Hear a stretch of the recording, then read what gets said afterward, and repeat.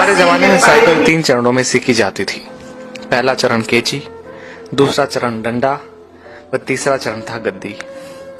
तब साइकिल चलाना इतना आसान नहीं था, क्योंकि तब घर में साइकिल बस एक होती थी जिसे पापा ही चलाया करते थे। तब साइकिल की ऊंचाई 24 इंच हुआ करती थी, जो खड़े होने पर हमारे कंधे के बराबर आती थी। ऐसी साइकिल से गद्दी चलाना मुनासिब नहीं होता था।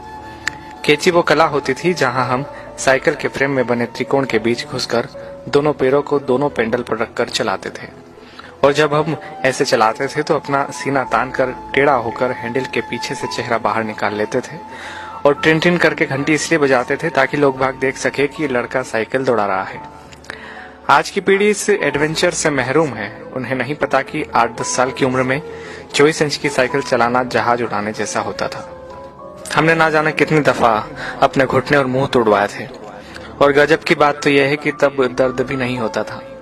गिरने के बाद चारों तरफ देखकर चुपचाप खड़े हो जाते थे, अपना निक्कर पोंछते हुए।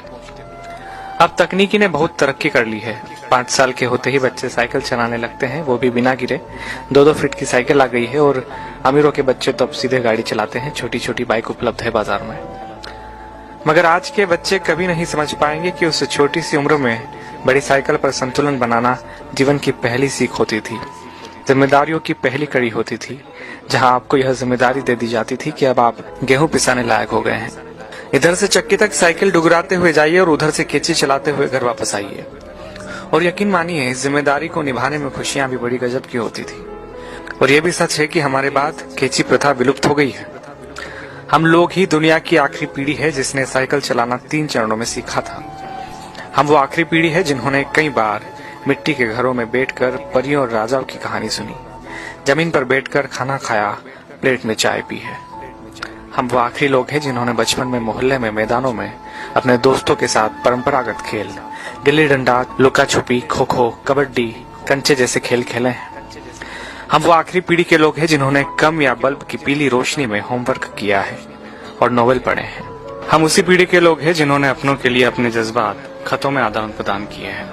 हम वो आखिरी पीढ़ी के लोग हैं जिन्होंने कूलर, एसी व हीटर के बिना ही बचपन गुजारा है।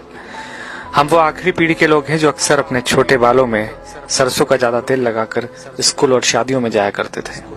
हम वो आखिरी पीढ़ी के लोग हैं जिन्होंने स्याही वाली दवात या पेन से कॉपी, किताबें, कपड़े और हाथ काले नीले किए हैं। हम वो आखिरी लोग हैं जिन्होंने टीचर से खूब मार खाई है।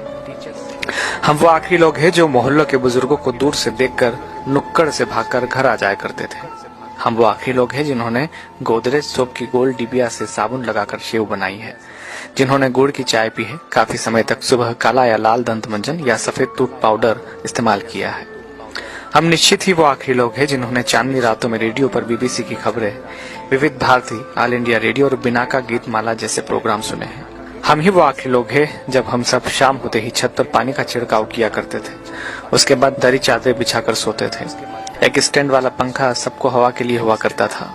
सुबह सूरज निकलने के बाद भी ढीठ बने सोते रहते थे। वो सब दौर बीत गया। दरी चादरें अब नहीं बिछा करती है। डब्बों जैसे कमरों में कूलर, एसी के सामने रात होती है, दिन गुजरते हैं। हम वो आखिरी पीढ़ी के लोग हैं जिन्होंने वो खूबसूरत रिश्तों और उनकी मिठास बांटने वाले लोग देखे हैं जो लगातार कम होते चले गए। अब तो लोग जितना पढ़ लिख रहे हैं उतना ही खुदगर्जी, अनिश्चितता, अकेलेपन व निराशा में खोते जा रहे हैं।